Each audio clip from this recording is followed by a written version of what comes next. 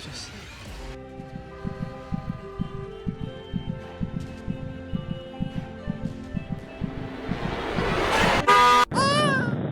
el cine, un lugar maravilloso, lleno de sorpresas y emociones, con olores a palomitas de todos los sabores posibles y refrescos con más hielo que el Polo Norte. Según tus propios recuerdos, era un lugar bastante barato para pasar el día viendo estrenos como Toy Story, Spider-Man 2 y Avengers y muchas otras películas a precios sumamente bajos. Un recuerdo que a día de hoy te parece imposible de creer. ¿$5 la entrada? ¿Cargos por servicio? ¿Ese no sé, me estás cobrando por pagar? Váyanse a la chingada, se pasan de lanza, me cae. A día de hoy Hollywood se ha acostumbrado a una rutina mediocre, a live actions de series o películas animadas donde el dinero es fácil, porque a nadie le importa la calidad si eso les da una excusa para comprar un peluche gigante de Stitch. El cine llegó a esto después de fracasos provocados por ideas completamente horribles, como las películas de superhéroes sin superhéroes, porque ¿a quién demonios se le ocurre lanzar una película de villanos de Spider-Man sin Spider-Man? Pero entre todo este mar de porquería, de completa basura, comenzó a aparecer un tipo de película completamente diferente. Películas que no nacieron de Hollywood ni de estudios millonarios, sino que su concepto inicial nació dentro de Internet. Estas películas no vienen de grandes guionistas,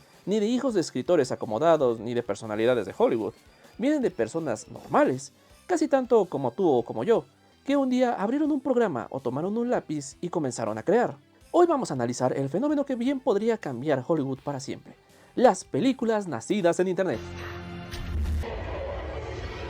Por allá en los años del 2013 al 2015, en aquellas épocas cuando la RAM era barata y el internet no estaba invadido de videos de Gugu Gaga hechos con IA y el infame Tung Tung Sahur no existía, otros ocupaban su lugar. Los personajes del horror creados dentro de historias publicadas en internet bajo el nombre de creepypastas dominaban los contenidos de toda red social, siendo que Slenderman, el personaje más reconocible de este tipo de historias de terror, ya había experimentado un pico de popularidad muy alto, al punto en que internet estaba plagada de juegos sobre creepypastas. No había diferencia, ya fuese el público angloparlante o el hispano, todo el mundo jugaba Slender, una aventura de terror donde debíamos de recolectar algunas notas esparcidas por el puñetero bosque mientras rezábamos para no ser capturados por el hombre alargado sin cara. Y es que, si no eran los gameplays o narraciones, la gente entonces hacía videos sobre alguna otra historia. La fiebre llegó a tal punto que incluso se desarrollaron webseries, que, por cierto, empiezan a notar cómo esto ya pasó 2 veces, es casi exactamente igual a lo que ocurrió con The Backrooms. Es así que entre toda esta ola de contenidos de internet, unos valientes guerreros de YouTube decidieron lanzar a cines seleccionados su película del tipo found footage, basada en su propia webserie, sobre, nuevamente, la leyenda del internet Slenderman, bajo el nombre de Marble Hornet Always Watching, a Marble Hornet's Story. Esta película no fue un éxito comercial, pues primeramente salió en streaming y tiempo después se lanzó a cines de manera limitada, siendo la primera prueba real para ver si los fenómenos de internet se podían trasladar a la gran pantalla. Para el año 2018, ya cuando la mayor parte de la popularidad de los personajes había pasado, Sony decidió que era el momento de lanzar una película llamada Slenderman, donde la criatura solo sale unos puñeteros 5 minutos en más de 1 hora y media de metraje. Dicha película fue aplastada en crítica por los asistentes y por los críticos especializados,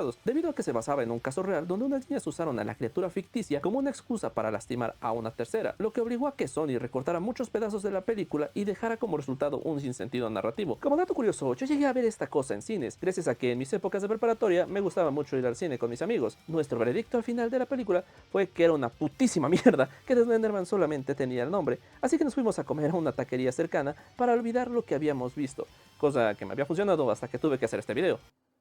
Los amo. El terror y las creepypastas que abundaban en el internet no fueron lo único en recibir atención de Hollywood. El público femenino, y más específicamente el fandom de One Direction, fue recompensado por aquellas épocas, ya que los fanfics de la banda tuvieron un mejor desenlace en los cines. En el año del 2019 se lanzó la primera película de una saga llamada After. After, para quien no lo sepa, es una película romántica basada en un fanfic de One Direction, el cual se publicó en la ahora irrelevante Wattpad. Logró obtener más de 1.000 millones de lecturas en aquellos tiempos, siendo un éxito rotundo. Al ver este éxito, las editoriales la compraron y fue publicada como una novela, vendiendo más de 12 millones de copias alrededor del mundo. Lo más impresionante de esta novela es que, a diferencia de Toby Fox con Undertale y Deltarune, Anna Todd, la autora, sí permitió la traducción de su novela para su distribución, realizando traducciones a más de 35 idiomas diferentes. Y Toby Fox se queja porque no puede realizar una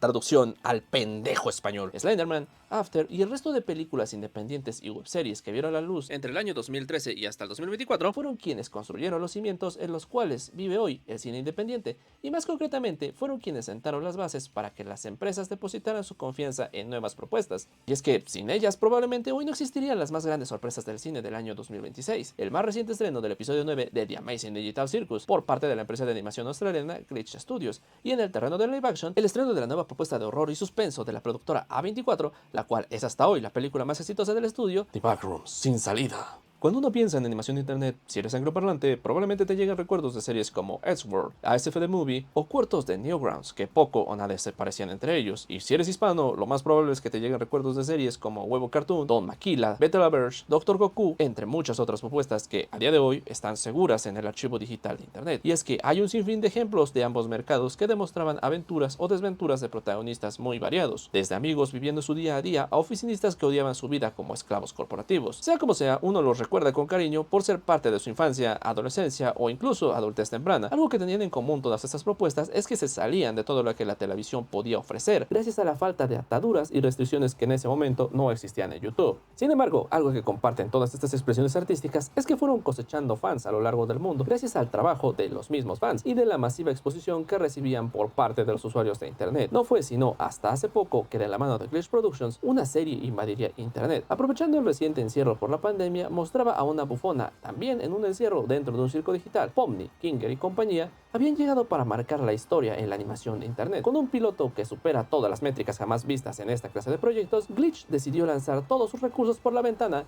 y nuevamente, contrario a lo que opina Toby Fox, entendieron que la exposición en todos los públicos habidos y por haber era necesaria si querían triunfar en este mundo. Pomni y compañía fueron cultivando infinitos memes, teorías y fanarts alrededor del mundo que de hecho tienen comunidades que siguen activas en Facebook y otras redes sociales. Todos estaban locos por lo que había visto, impacientes por saber qué ocurriría después. En ese entonces Glitch tuvo una idea muy arriesgada a los ojos externos, pero una oportunidad de oro para la misma productora: lanzar el final de la serie en cines. Siendo una decisión duramente criticada por parte del fandom, Glitch y Woodsworks se mantuvieron firmes e invocando ayuda de todos los fans que habían logrado alcanzar alrededor del mundo gracias al doblaje, llevaron a cabo una estrategia nunca antes vista: hacer que el cliente le pidiera al cine la película que quería ver en lugar de esperar pacientemente a que dicha cadena se interese en su proyección. Por lo general, una distribuidora debe de arriesgarse y solicitar salas de cine a los complejos en los que desee proyectarse, asumiendo así los gastos publicitarios. La regla de hecho es bastante simple: a mayor publicidad y presupuesto y prestigio del staff, es decir, los actores y el director, mayor será el número de salas. Sin embargo, siendo esta la primera vez que Glitch hacía algo así, y sin experiencia y sin contactos, se aventuraron en una cruzada que les dio increíbles frutos. Gracias a sus fans y el furor en las redes sociales, dos de las cadenas más grandes de todo el mundo se pelearon por los derechos de transmisión del final. La primera, Cinemex, con más de 2.900 salas en el mundo, y Cinépolis, con más de 7.000 salas en todos los continentes del planeta. La taquilla de final de la serie fue una bomba nunca antes vista, pues logró juntar más de 36 millones de dólares en solo 2 semanas que estuvo disponible en carteleras, aun cuando todo el mundo sabía que después de esas 2 semanas serían capaces de ver todo el contenido gratis en YouTube. Esto es un hito sin precedentes, ya que gracias a Glitch, incontables animadores independientes se inspiraron para sacar sus propios cortos, pilotos e incluso decidir aventurarse a la pantalla grande, aunque uno que otro solamente fue consumido por la envidia. El circo digital demostró una cosa: lo que más necesitas para triunfar en el entretenimiento es audiencia.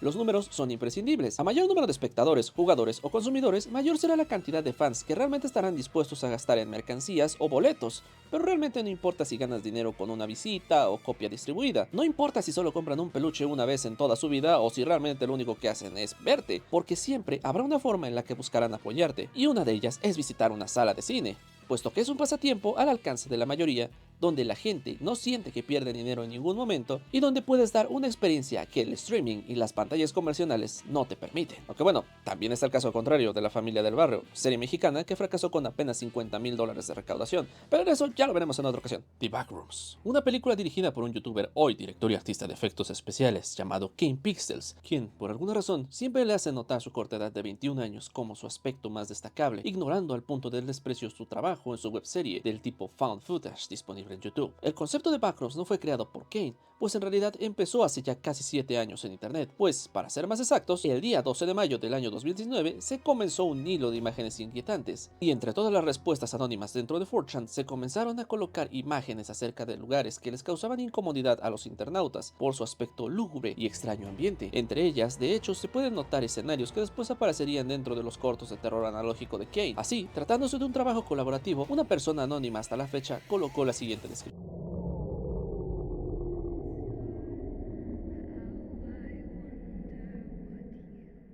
Si no tienes cuidado y te sales de la realidad por un error en las zonas equivocadas, acabarás en los backrooms, donde no hay más que el hedor de una alfombra vieja y húmeda, la locura del amarillo monocromático, el ruido de fondo interminable de las luces fluorescentes zumbando a todo volumen y aproximadamente 600 millones de millas cuadradas de habitaciones vacías segmentadas al azar. en las que quedarás atrapado para siempre. Que Dios te proteja si oyes algo merodeando cerca, porque te aseguro que eso te ha oído a ti. Fue con esta descripción que nacería el concepto de los backrooms, dando ya por establecidos elementos que sobreviven a día de hoy: las luces de neón, las paredes amarillas y el piso de alfombra. El tema de los monstruos no tenía como tal un estándar, pues cualquiera podía poner lo que fuese. A final de cuentas, más que terror, la historia de los backrooms era más orientada al suspenso. Con este post anónimo nació entonces una comunidad que, para el año 2021, ya había crecido mucho más al punto de tener su propia Wikipedia, donde expandían el lore poco a poco, detallando cada quien monstruos, niveles y efectos de los backrooms, expandiendo este universo hasta llegar a más de 1500 entradas diferentes de contenido. Eso sin sumar el sinfín de ilustraciones y cortos menos exitosos en aquel entonces. Cabe aclarar que aquí hubo una confusión en el estreno de la película, pues existían dos comunidades diferentes. The Backrooms tenía una wiki, por así decirlo, oficial, dentro de la plataforma Wikidot, siendo esta una plataforma considerada por la mayoría de la comunidad hispana y angloparlante como el canon principal o formal de la historia escrita, ya que desde siempre había contado con un control de calidad y moderación de historias mucho más estricto. A su vez, existía desde ese entonces una segunda fanbase llamada The Backrooms en la plataforma de Fandom, la cual, a diferencia de la comunidad construida en Wikidot, permitía una libertad de escritura muchísimo mayor. Para finales del año 2021, Fandom ya había roto la barrera de los 1000 niveles numerados, además de contar con cientos de subniveles y niveles negativos, además de niveles enigmáticos o secretos, eso sin contar, claro, las criaturas y cuánta cosa le llegará a la mente a los contribuidores de dicha wiki. Es importante explicar estas dos bases de fans debido a que su crecimiento constante fue la clave para que en el año 2022 el corto de Kane Pixels tuviera éxito, ya que tanto en aquel entonces y tal como hoy, la gente realmente esperaba y entraba a ver el video con la expectativa de disfrutar de una adaptación del lore de alguna de las dos wikis, ya fuese la de Fandom o la de Wikidot. Al existir una fanbase activa por un buen rato antes de la salida del corto, Kane terminó aprovechando así un nicho que ya era gigantesco, pero que aún nadie había logrado explotar de manera adecuada hasta la publicación de su corto. Un dato interesante es que después de recibir numerosas críticas por la falta de elementos de las wikis, Kane Pixels dijo que nunca había leído el lore de ninguna de las dos fanbases, sino que se basó enteramente en el hilo de 4chan. Sea verdad o no, Kane no solamente había logrado sacarle provecho a un fenómeno que se estaba cocinando a lo largo de los años en internet, atrapando a todos esos fans que habían llegado mediante las contribuciones públicas a las wikis con historias, diseños de personajes, armas y lore, quienes, aun con todo ese potencial, nunca habían tenido un formato multimedia hasta ese entonces. Sin embargo, los cortos fan footage estrenados en YouTube, en lugar de limitarse a hacer una adaptación, habían logrado, por su propia cuenta, crear una nueva interpretación del mito de internet de una manera casi completamente original. Una versión que, si bien aún conservaba los elementos básicos como las luces amarillas, los pasillos interminables, los muros amarillos, el piso alfombrado y el suspenso que se vive dentro de estos lugares, introducía nuevos conceptos nunca antes vistos, siendo lo más representativo de esta versión el concepto de la compañía Async, con la cual Kane lograría marcar así el nacimiento de un tercer fandom que ahora ya no solo seguía la serie por tratarse de los backrooms, sino que seguía la serie por ser de su autoría. La suma de los usuarios activos dentro de las tres fanbases y el comportamiento general de entusiasmo y emoción alrededor de este concepto de espacios sobrenaturales llegó a una proporción inimaginable para algo que nacía de la nada, pues se pasó de un humilde post en 4chan a la creación de videojuegos, cómics y mercancías alrededor del mito, repitiéndose así la historia de las épocas de Slenderman. Y es que, si se presta atención, esto es un ciclo. Internet crea un concepto de manera anónima o dentro de sitios de lectura o consumo gratuitos, los usuarios llegan y alimentan la conversación sobre el tema con opiniones, videos, comentarios, canciones o incluso arte original que eleva el alcance poco a poco hasta el punto en que alcanza los oídos y ojos de empresas establecidas o equipos con una mayor capacidad. Pueden ser desarrolladores de videojuegos, editoriales de cómics o, por qué no, incluso productoras de cine. En la época de Slenderman, quien vio la oportunidad fue Sony, y actualmente, para el caso de los Backrooms, quienes tuvieron la visión y depositaron la confianza en un proyecto basado en esta historia anónima fueron los ejecutivos de la empresa estadounidense A24, quienes apostaron un aproximado de $10 millones en la producción de la película. Los resultados fueron increíbles. Gracias a que los Backrooms ya contaban con más de 3 comunidades activas hablando día y noche sobre el mismo tema, la noticia de la producción de la cinta se esparció como pólvora, y tal como en el lanzamiento del corto de Kane, la gente realmente pensaba que venía una adaptación de la versión que ellos disfrutaban, esperando su estreno de manera impaciente. En el momento en que esta adaptación llegó a las pantallas de todo el mundo, todos aquellos que conocían el mito por cualquiera de los medios, como las wikis, los juegos, los cómics, los fanarts o los cortos de Kane, se dispusieron a ir a sus cines más cercanos a disfrutar de la cinta, dando como resultado una taquilla que hoy ya ha alcanzado los $300 millones a nivel global, una rentabilidad de más del 3000%, cifras que ni siquiera alcanzan películas como los Avengers. Aun si bien no es la película más rentable de la historia, porque ese puesto le pertenecería a la película de Actividad Paranormal, aún así sigue posicionándose como una de las películas más rentables de la actualidad, demostrando que el poder de internet y de los consumidores no pagos puede ser explotado en formatos mucho más tradicionales que les ofrecen experiencias imposibles de replicar en casa. Hoy, Hollywood y el resto de las productoras se han dado cuenta de las infinitas minas de oro esperando a ser expuestas ante el mundo. Spielberg, de hecho, ha confirmado la producción de otra cinta de horror, ahora basada en el fenómeno de The Mandela Catalog. Cocomelon, que originalmente eran cortos para preescolar, tiene una película en producción, e incluso Skibidi Toilet tenía planes de una adaptación para cines que ya no vamos a ver, pero incluso tenía Michael Bay. Si estás viendo esto y tienes una idea, no temas, muéstrasela al mundo, escribe, dibuja, canta. Haz lo que tu alma y tu corazón realmente deseen, porque, quién sabe, igual y tú eres el siguiente en llegar a la gran pantalla.